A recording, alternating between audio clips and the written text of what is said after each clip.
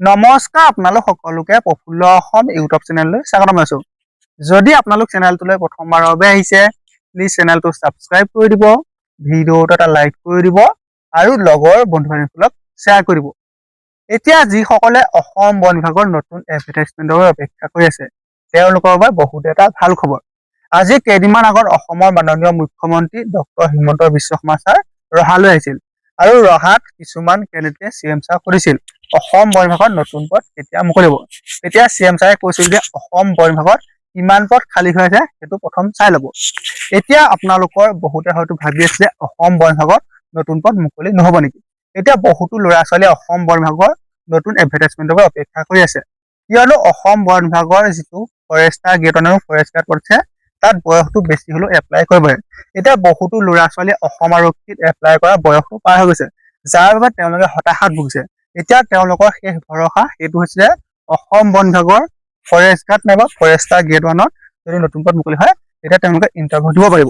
এতিয়া বহুতৰে মনত প্ৰশ্ন যে অসম বন বিভাগৰ নতুন পদ মুকলি হ'ব নে নহয়। তাৰপিছত বহুতো এনেকুৱা ল'ৰা-ছোৱালী আছে যিসকলৰ হাইটটো অলপ কম, যাৰ বাবে তেওঁলোকে অসম আৰক্ষী ৰানিঙত এটা ভাল সময়ত সোমাই বা লং জাম্প এক্সিলেণ্ট মাৰিও তেওঁলোকে আনফিট হৈ গৈছে। তেওঁলোকৰ যিটো সপোন আছে সেই সপোনটো পূৰণ কৰিব পৰা নাই। এতিয়া সেইসকলে ভাবি আছে যে অসম বন বিভাগৰ যিটো ফৰেষ্ট গাৰ্ড নাইবা ফৰেষ্টাৰ গ্ৰেড 1ৰ পদ কেতিয়া মুকলি হ'ব। এতিয়া আপোনালোকৰ বাবে বহুত এটা ভাল খবৰ, অসম বন বিভাগৰ Forester grade 1, forest guard, AFPF, driver constable আৰু ড্ৰাইভাৰ। এতিয়া বহুতে ড্ৰাইভাৰ কনষ্টেবল আৰু ড্ৰাইভাৰ দুইটা একেলগে হয়, কিন্তু আপোনালোকৰ যিটো ড্ৰাইভাৰ কনষ্টেবল আৰু ড্ৰাইভাৰ সেইটো দুটা বেলেগ বেলেগ।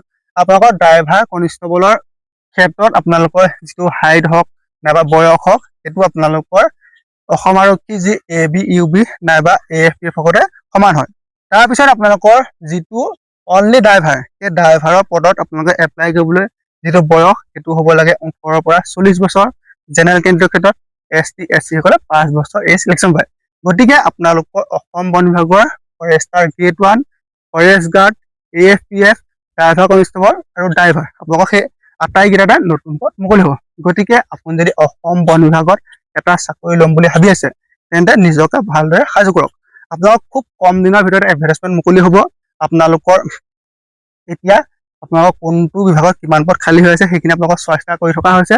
গতিকে আপোনালোকে নিশ্চিন্ত মনে থাকক, আপোনালোকৰ নতুন পদ মুকলি হ'ব। আকৌ কৈছো ফৰেষ্টাৰ গ্ৰেড 1টো নতুন পদ আহিব, ফৰেষ্ট গাৰ্ডতো আহিব, AFPFতো আহিব, ড্ৰাইভাৰ কনষ্টেবল আৰু ড্ৰাইভাৰ আপোনালোকৰ গোটেইকেইটা নতুন পদ মুকলি হ'ব।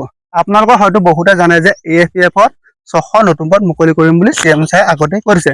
গতিকে আপোনালোকৰ AFPFত 600 নাইবা তাতকৈ বেছি পদ মুকলি হ'ব। আপোনালোকৰ ফৰেষ্ট গাৰ্ডতো বহুতখিনি পদ খালী হৈ আছে, আপোনালোকৰ ফৰেষ্ট গাৰ্ডতো আপোনালোকৰ ভালেখিনি পদ মুকলি হ'ব। তাৰপিছত ড্ৰাইভাৰ কনষ্টেবলতো খালী হৈ আছে, ড্ৰাইভাৰতো আছে আৰু ফৰেষ্টাৰ গ্ৰেড 1টো পদ খালী হৈ আছে। গতিকে আপোনালোকৰ আটাইকেইটা নতুন পদ মুকলি হ'ব, মাত্ৰ আপুনি নিজক ভালদৰে সাজু কৰক। আৰু যদি আপোনালোকে অসম বন বিভাগৰ ফৰেষ্টাৰ গ্ৰেড 1ৰ বাবে এডুকেশ্যন কোৱালিফিকেশ্যন নাইবা হাইট নাইবা আপোনাৰ চেষ্ট নাইবা বয়স কিমান নাইবা ফৰেষ্ট গাৰ্ডৰ হাইট চেষ্ট বয়স কিমান লাগে নাইবা AFPFৰ যিটো চিলেকশ্যন প্ৰচেছ আপোনালোকৰ কেনেকুৱা হয় নাইবা হাইট চেষ্ট কেনেকুৱা লাগে সেইখিনি যদি জানিব বিচাৰে তেন্তে কমেণ্ট বক্সত কমেণ্ট কৰিব, মই আপোনালোকক জনাই দিম নাইবা ভিডিঅ' আকাৰে প্ৰস্তুত কৰি আপোনালোকক জনাই দিম। যদি আপুনি অসম বন বিভাগত এটা চাকৰি ল'ম বুলি ভাবি আছে তেন্তে আজিৰ পৰা এতিয়াৰ পৰা নিজকে ভালদৰে সাজু কৰক, ৰানিং লং জাম্পৰ প্ৰেক্টিচ কৰি থাকক। ল'ৰাসকলে ভালদৰে 3200 মিটাৰ, ছোৱালীসকলে 1600 মিটাৰ, লগতে লং জাম্পটো এক্সেল মাৰিবলৈ চেষ্টা কৰক। তাৰপিছত আপোনালোকৰ বাবে এটা ভাল খবৰ ল'ৰাসকলৰ, সেইটো হৈছে যে অসম বন বিভাগৰ Forester grade 1, forest guard, AFPF, driver constable নাইবা ড্ৰাইভাৰ আকৌ তাত কোনোটোতে আপোনালোকৰ যিটো ফিজিকেল টেষ্ট হ'ব তাত চিন আপ নাথাকে, মাত্ৰ ৰানিং আৰু লং জাম্প থাকে। গতিকে ৰানিং আৰু লং জাম্প আপুনি দুইটাতে এটা ভাল মাৰ্ক উঠাব লাগিব, তেতিয়া আপুনি ৰিটেন টেষ্টত বহাৰ সুবিধা পাব। গতিকে আপুনি প্ৰথম ফিজিকেল টেষ্টত এটা ভাল মাৰ্ক উঠাবলৈ চেষ্টা কৰক, লগতে ৰিটেন টেষ্টৰ বাবে ভালদৰে পঢ়া শুনা কৰি থাকক। ধন্যবাদ।